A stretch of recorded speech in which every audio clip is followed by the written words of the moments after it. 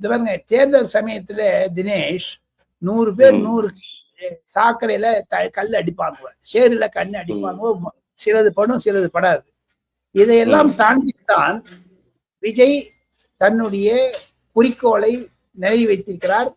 விஜய் ஒரு ரஜினிகாந்த் அல்ல, விஜய் ஒரு கமலஹாசன் அல்ல.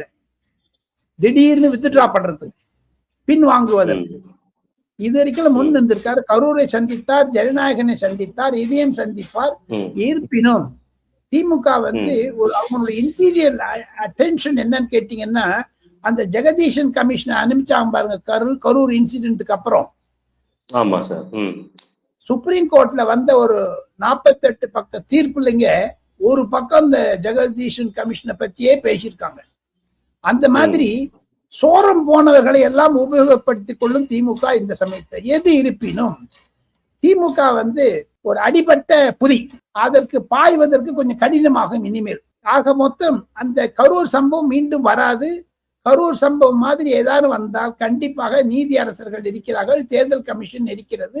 விஜய்க்கு அதை கடந்து போவார் என்று தான் பல கருத்தாளர்கள் டெல்லியில் கருத்து தெரிவிக்கிறார்கள். போதாத குறைக்கு